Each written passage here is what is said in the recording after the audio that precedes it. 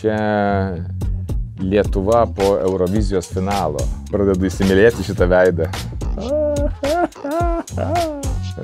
Patekau į avariją. Laikas. Numirė artimasis. Laikas. Gerai, ant togi laikomės bendruomenė, susikuriam savo kažkokius tai kodus, ant kurių laikomės.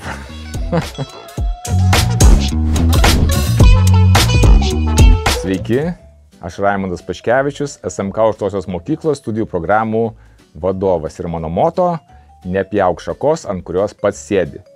Tai tinka tiek.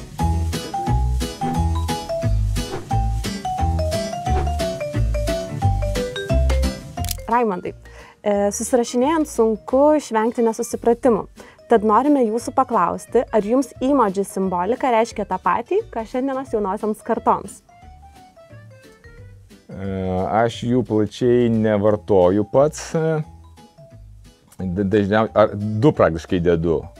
Arba laiką, arba širdelę. Nu, šypsena. Ką manot reiškia šiuolaikiniai Z kartai? Nu, šypsena. Kvailą veidą, kai nežino atsakymo. Užgavėnių blynas. Nu, bandykim dar kartą. Pradedu įsimylėti šitą veidą.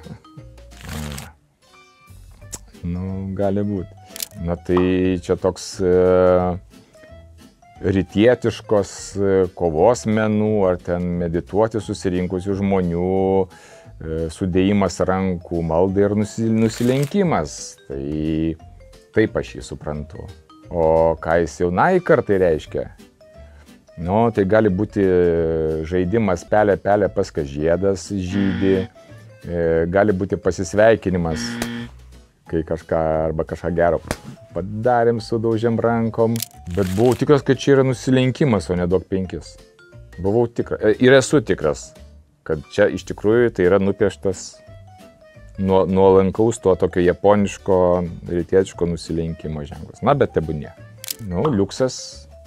Ir sovietmetyje buvo liuksas, ir nepriklausomybės laikais buvo liuksas, tai nežinau, ką čia dar galima sugalvoti. Nu, tai dabar galvoju, kad jeigu tai kažkas kito, tai galvoju, kas čia gali būti? Duodu ranką nukasti. Čiulk pirštą. Nu tiesa, dar tai ženklas, kad einam tranzuoti. Kiekviena bendruomenė susikuria savo ženklų sistemą, tai, bet nesakyčiau, kad kol kas tai, ką rodot ir aiškina, tai toks reiškia priešingai mum. Ten, kur šypsena, tai žiūrim ją ironiškai, tai blogai. Ten, kur liuksas, tai žiūrim priešingai, ironiškai, kad tai yra blogai. Nu, toks slaptasis kodas. Nu, gerai, ant togi laikomės bendruomenė, susikuriam savo kažkokius tai kodus, ant kurių laikomės. Čia Lietuva po Eurovizijos finalo. Mes vėl ne čempionai. Verkiu iš laimės. Nes lyg nelaimė čia, reiškia, šaukia, bet ir iš laimės panašiai, kai verki, tai irgi panašiai labai išraiškia. Tikrai tokia didelė viduje laimė ir emocija.